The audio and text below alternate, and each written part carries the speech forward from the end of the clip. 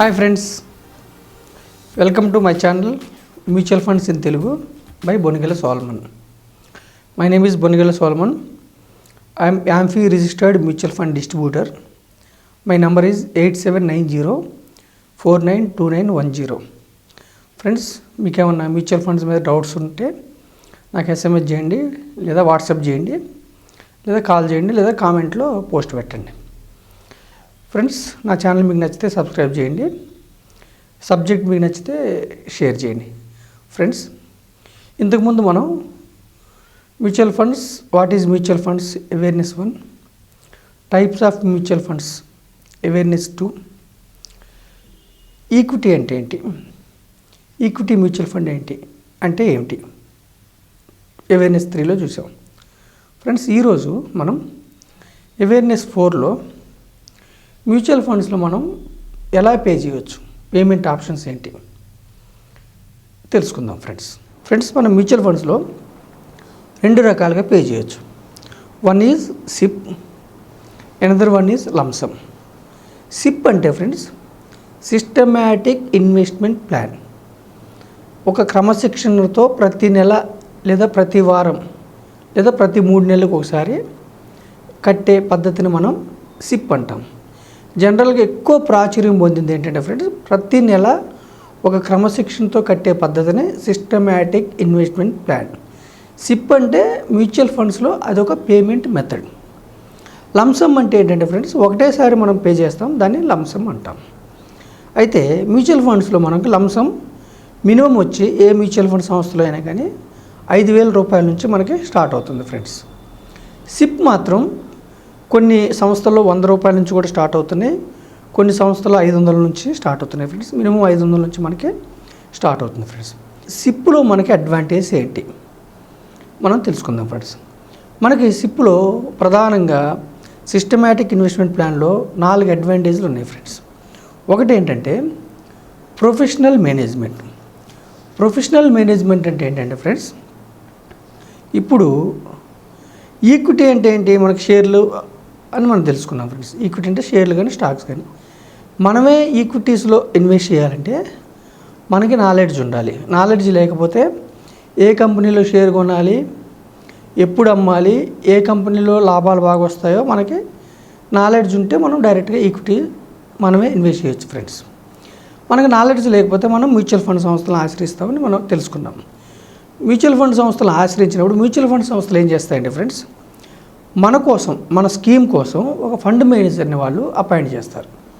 ఆ fund manager MBA financial లేదా finance రంగంలో బాగా చదువుకున్న వ్యక్తిని ఫండ్ మేనేజర్గా ఉంచుతారు. ఫ్రెండ్స్, అతని పని ఏంటంటే ఆ స్కీమ్లో లాభాలు జనరేట్ అయ్యేలాగా చేయటం అతని ఉద్దేశం. ఫ్రెండ్స్, మన డబ్బుల్ని ఈక్విటీ ఫండ్లు ఏం చేస్తారంటే వివిధ రంగాల్లో, డైవర్సిఫైడ్ ఈక్విటీ ఫండ్లో వివిధ రంగాల్లో అంటే 10 నుంచి 15 రంగాల్లో ఒక్కొక్క రంగంలో మళ్ళీ 3 నుంచి 4 కంపెనీస్లో ఇన్వెస్ట్ చేస్తారు. ఫ్రెండ్స్, ఇన్వెస్ట్ చేసినప్పుడు అలా మన డబ్బుల్ని మనం ఇచ్చే 100 రూపీస్ని 30 నుంచి 40 కంపెనీలు ఇన్వెస్ట్ చేసినప్పుడు ఏదన్నా ఒక కంపెనీ, 2 కంపెనీలు ఏదైనా ఫ్రాడ్ అయ్యి లేదంటే నెట్ ప్రాఫిట్స్ బాగా లేకపోవటం వల్ల షేర్ వాల్యూ డౌన్ అవుతున్నప్పుడు మన ఫండ్ మేనేజర్ ఏం చేస్తాడంటే ఆ యొక్క కంపెనీలో ఎక్స్పోజర్ తగ్గించి బయటకు వచ్చి ఆ కంపెనీ నుంచి అమ్మేసి వేరే లాభాలు వచ్చే కంపెనీస్లో ఇన్వెస్ట్ చేసేలాగా ప్రయత్నిస్తాడు. ప్రొఫెషనల్ ఫండ్ మేనేజర్ యొక్క ప్రధాన ఉద్దేశం ఆ స్కీమ్కి లాభాలు రావటం, ఎలా లాభాలు జనరేట్ అవుతాయని అతను ఆలోచించి ఆ విధంగా నిర్ణయాలు తీసుకుంటాడు. ఫ్రెండ్స్, సిప్లో రెండో లాభం ఏంటంటే ఫ్రెండ్స్ డైవర్సిఫికేషన్. అంటే ఇప్పుడు మనం నెలకు ఒక 1,000 రూపాయలు 2,000 ఇన్వెస్ట్ చేయాలని మనం నిర్ణయించుకున్నాం అనుకోండి. ఫ్రెండ్స్, ఇప్పుడు యాక్చువల్గా MRF షేరు ఒక సుమారుగా 60,000 పైన ఉంది. బజాజ్ ఫిన్ షేర్ సుమారుగా 6,000 వరకు ఉంది. మారుతి షేర్ 5,000 వరకు ఉంది. మనం పెట్టే 1,000 రూపాయలతో ఆ షేర్లు రావు. అయితే మ్యూచువల్ ఫండ్స్లో ఏం చేస్తారంటే ఫ్రెండ్స్, మనలాంటి వాళ్ళు అందరు కలిపి ఒక 1,00,000 మంది తలా 1,000 రూపాయలు ఇస్తే కూడా మనకి ఏమవుతుంది, సుమారుగా 1 కోటి రూపాయలు అయినప్పుడు ఆ 1 కోటి రూపాయలతో ఏం చేస్తారంటే డైవర్సిఫికేషన్ అంటే వివిధ రంగాల్లో వివిధ స్టాక్స్ ప్రతి రంగంలో 3-4 కంపెనీస్లో ఇన్వెస్ట్ చేయడం వల్ల మన 1000 రూపాయలు కూడా ఆ, నేను ఇంతకుముందు చెప్పిన కంపెనీస్లో షేర్లు కొనడానికి ఆస్కారం ఉంది. ప్రపోర్షనేట్గా డిస్ట్రిబ్యూట్ చేస్తారు. లాభం వచ్చినా నష్టం వచ్చినా ప్రపోర్షనేట్గా డిస్ట్రిబ్యూట్ చేస్తారు. అంటే 1000 రూపాయలతో కూడా మనం ఏం చేస్తామంటే 30 నుంచి 40 కంపెనీల షేర్లలో భాగస్వామ్యం పొందుతూ ఉన్నాం ఫ్రెండ్స్. అంటే డైవర్సిఫికేషన్ వల్ల ఏమవుతుందంటే ఇన్వెస్టర్కి రిస్క్ తగ్గుతుంది. ఒకే కంపెనీలో ఇన్వెస్ట్ చేస్తే ఏమవుతుందంటే ఇన్వెస్టర్కి రిస్క్ ఎక్కువ ఉంటుంది. అదే 30 నుంచి 40 కంపెనీస్లో ఇన్వెస్ట్ చేస్తే ఏమవుతుందంటే ఇన్వెస్టర్కి రిస్క్ తగ్గుతుంది. తర్వాత లాంగ్ పీరియడ్లో ఏమవుతుందంటే రిటర్న్స్ బాగుంటాయి. కొన్ని సంవత్సరాలు ఈక్విటీలో 2-3 సంవత్సరాలు నెగిటివ్ రిటర్న్స్ కూడా రావచ్చు. కానీ ఓవర్ ఏ లాంగ్ పీరియడ్ చూస్తే మనకి రిటర్న్స్ బాగుంటాయి. మనకి 1979లో సెన్సెక్స్ స్టార్ట్ అయింది ఫ్రెండ్స్. 100 పాయింట్ల దగ్గర స్టార్ట్ అయింది. ఈరోజు 35,000 అంటే 350 రెట్లు సెన్సెక్స్ పెరిగింది ఈ 40 సంవత్సరాల్లో. ఈ మధ్యలో ఎన్నో సంవత్సరాలు అప్ అండ్ డౌన్స్ వచ్చాయి. అయినా కానీ ఓవర్ ఏ లాంగ్ పీరియడ్ ఏమవుతుందంటే ఈక్విటీలో రిటర్న్స్ బాగుంటాయి ఫ్రెండ్స్. అలా డైవర్సిఫికేషన్లో పెట్టడం వల్ల ఏంటంటే మన ఇన్వెస్టర్కి రిస్క్ తగ్గుతుంది. మనకి ఫైనాన్స్ ప్రాథమిక సూత్రం ఏంటంటే, ఆర్థిక సూత్రం ఏంటంటే all eggs should not keep in one tray. అన్ని గుడ్లు ఒక ట్రేలో పెట్టకూడదు. ట్రే కింద పడితే గుడ్లన్నీ పగిలిపోతాయి. కాబట్టి వివిధ రంగాల్లో వివిధ షేర్లలో పెట్టడం వల్ల మనకేమవుతుందంటే రిస్క్ తగ్గుతుంది ఇన్వెస్టర్కి. వివిధ రంగాలంటే ఏంటి ఫ్రెండ్స్? ఫైనాన్స్ ఒక రంగం, బ్యాంకింగ్ ఒక రంగం, ఫార్మా ఒక రంగం, ఆటోమొబైల్ ఒక రంగం, సాఫ్ట్వేర్ ఒక రంగం, కన్జ్యూమర్ ఒక రంగం, సిమెంట్ ఒక రంగం, కన్స్ట్రక్షన్ ఒక రంగం, ఫార్మా ఒక రంగం, మీడియా ఒక రంగం, టెక్స్టైల్స్ ఒక రంగం. ఇలా డిఫరెంట్ సెక్టార్స్లో ఇన్వెస్ట్ చేస్తారు ఫ్రెండ్. డిఫరెంట్ సెక్టార్స్లో ఇన్వెస్ట్ చేయడం వల్ల ఏ దేశంలో కూడా ఒక రంగం దెబ్బతింటుంది, 2 రంగాలు దెబ్బతింటాయి, 3 రంగాలు దెబ్బతింటాయి, 4 రంగాలు దెబ్బతింటాయి. కానీ మొత్తం 15 రంగాలు ఎప్పుడూ దెబ్బతినవు. అన్ని రంగాలు ఫ్రెండ్స్ ఒక 4 కండిషన్స్లో మాత్రం దెబ్బతింటాయి. అవేంటంటే suppose global war between 2 countries. Suppose అమెరికాకి చైనాకి మధ్య గ్లోబల్ వార్ ఉందనుకోండి ఫ్రెండ్స్. వాణిజ్యపరమైన యుద్ధం ఉన్నప్పుడు గ్లోబల్ మార్కెట్స్ ఎఫెక్టు మన మార్కెట్స్ మీద కూడా పడతాయి. అంటే గ్లోబల్ మార్కెట్స్ డౌన్ అయితే మన మార్కెట్స్ కూడా డౌన్ అవుతాయి. గ్లోబల్ మార్కెట్స్ పెరిగితే మన మార్కెట్స్ కూడా పెరిగే అవకాశం ఉంది. అంటే global war between other countries, లేదంటే మన దేశానికి ఇంకో దేశం మధ్య వాణిజ్యపరమైన యుద్ధం ఉన్నప్పుడు కూడా షేర్స్ అప్ అవ్వచ్చు, డౌన్ అవ్వచ్చు. అదేవిధంగా ఫ్రెండ్స్ ఇంకోటి ఏంటంటే సెంట్రల్ గవర్నమెంట్ స్టెబిలిటీ లేకపోతే, అంటే సెంట్రల్ గవర్నమెంట్ మెజారిటీ ఫుల్గా రాకపోతే వాళ్ళు ఇండస్ట్రీస్కి సపోర్ట్ చేసే డెసిషన్స్ తీసుకోవడానికి అభ్యంతరాలు ఉంటాయి. సో ఇండస్ట్రీస్ ఎకానమీ బూస్ట్ అవడానికి వాళ్ళ నిర్ణయాలు సరిగా ఉండకపోవచ్చు. అప్పుడు స్టెబిలిటీ సరిగా లేకపోతే, సెంట్రల్ గవర్నమెంట్ స్టెబిలిటీ సరిగా లేకపోతే కూడా మనకి ఎకనామిక్ పాలసీస్ కొంచెం డిఫరెంట్గా ఉండొచ్చు. అప్పుడు కూడా మనకి ఎకనామిక్ పాలసీస్ సరిగా లేనప్పుడు ఇండస్ట్రీస్కి ఊతం ఇవ్వవు కాబట్టి అప్పుడు కూడా ఇండస్ట్రీస్ యొక్క షేర్స్ డౌన్ అయ్యే అవకాశాలు ఉన్నాయి. ఇంకోటి ఏంటంటే ఫ్రెండ్స్, కంట్రీలో బాంబ్ బ్లాస్ట్లు అయితే అల్లకల్లోలం ఉంటుంది కాబట్టి, స్వేచ్ఛాయుతమైన జీవితం ఉండదు కాబట్టి ఆ టైంలో కూడా స్టాక్ మార్కెట్స్ కుప్పకూలే అవకాశం ఉంది ఫ్రెండ్స్. ఇంకోటి ఏంటంటే ఫ్రెండ్స్, పొరుగు దేశాలతో యుద్ధాలు వచ్చిన, ప్రపంచ యుద్ధాలు వస్తే కూడా స్టాక్ మార్కెట్స్ దెబ్బతింటాయి. ఇంకోటి ఏంటంటే ఫ్రెండ్స్, మాన్సూన్స్ అంటే ఋతుపవనాలు సమయానికి రాకపోయినా, సరిగా వర్షాలు పంటలు పండకపోయినా కూడా పంటలు సరిగా పండవు కాబట్టి, మనకి ఆహార నిల్వలు ఉండవు కాబట్టి, అదేవిధంగా రేట్స్ పెరుగుతాయి, ఇన్ఫ్లేషన్ పెరుగుతుంది కాబట్టి అప్పుడు కూడా మనకి కొనుగోలు శక్తి తగ్గిపోతుంది కాబట్టి ప్రజలకి అప్పుడు కూడా షేర్స్ అప్పు కాకుండా డౌన్ అవుతాయి, షేర్స్ డౌన్ అవుతాయి. ఈ 4-5 సందర్భాల్లో మాత్రమే అన్ని రంగాలు మనకి డౌన్ అయ్యే అవకాశం ఉంది. కానీ ఇది సెంటిమెంట్ అనేది కొద్ది కాలం ఉంటుంది ఫ్రెండ్స్. 1 year ఉంటుంది, 2 years ఉంటుంది, 3 years ఉంటుంది.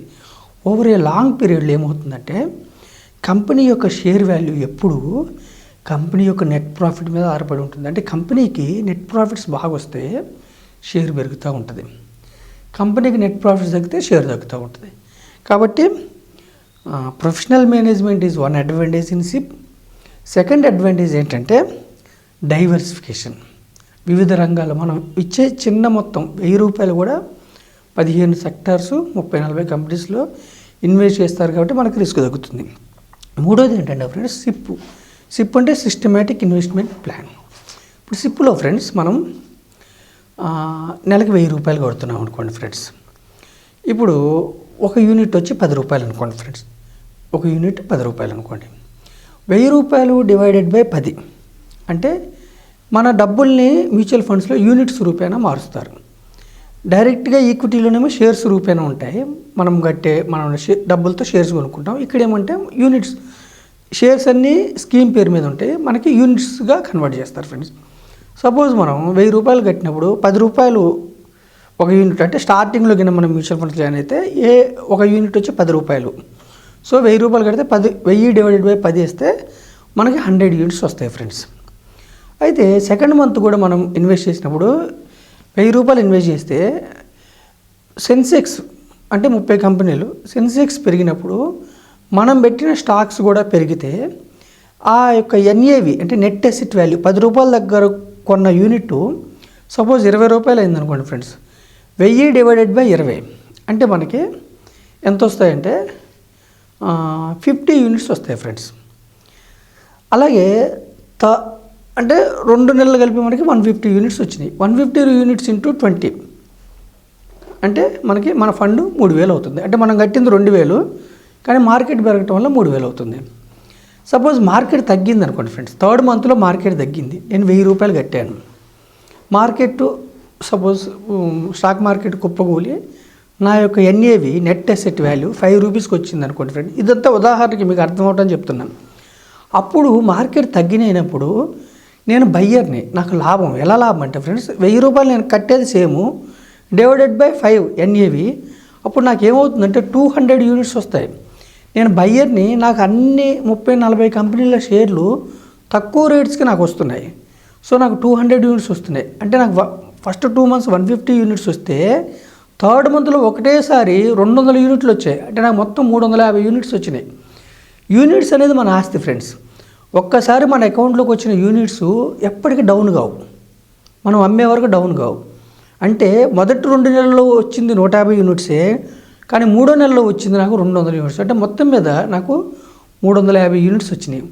4th మంత్లో ఇది నేను ఎన్ఏవి 10 రూపాయల దగ్గర స్టార్ట్ చేసిన విలువ దగ్గరికి వెళ్తే కూడా 350 ఇంటూ 10 వేస్తే కూడా 3500 రూపాయలు నా యొక్క ఫండ్ వాల్యూ. అయితే ఇది 3 నెలలు మీకు అర్థం కావడానికి చెప్పాను ఫ్రెండ్స్. ఇలా మనం 5 ఏళ్ళు 10 ఏళ్ళు 15 ఏళ్ళు ఇన్వెస్ట్ చేస్తూ పోతే ఎన్ఏవి హెచ్చు తగ్గుల వల్ల, ఎన్ఏవి పెరిగినప్పుడు మన ఫండ్ పెరుగుతుంది, ఎన్ఏవి తగ్గినప్పుడు మనకి ఎక్కువ యూనిట్స్ వస్తాయి. ఈ యూనిట్స్ అన్నీ మనం జమ చేసుకొని మన అకౌంట్లో ఉంటాయి. ఒక 15 ఏళ్ళ తర్వాత ఏమవుతుందంటే ఫ్రెండ్స్, 10 రూపాయల దగ్గర స్టార్ట్ అయిన ఎన్ఏవి 400, 500, 600, 1000 రూపాయలు కూడా అవుతాయి. 20 ఇయర్స్లో 10 రూపాయల దగ్గర స్టార్ట్ అయిన ఎన్ఏవి 1000 రూపాయలు, 1100, 1200 కూడా వెళ్ళినవి చాలా ఉన్నాయి. ఇప్పుడు ఉదాహరణకి Nippon growth fund 22 years back అలా స్టార్ట్ అయింది ఫ్రెండ్స్. అది ఇప్పుడు 1100 వరకు ఉంది ఎన్ఏవి. అంటే 20 ఇయర్స్లో 10 రూపాయలు ఎన్ఏవి 1000 రూపాయలకు కూడా వెళ్తుంది అనమాట.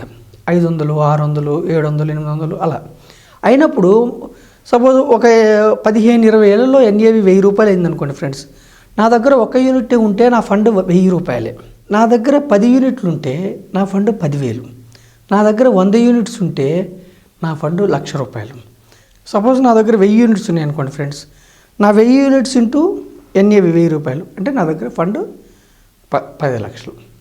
నా దగ్గర 4000 యూనిట్స్ ఉంటే 40 లక్షలు. అలా నంబర్ ఆఫ్ యూనిట్స్ మనం ఎంత పెంచుకుంటే మనకి ఫండ్ వాల్యూ అంత పెరుగుతుంది ఫ్రెండ్స్.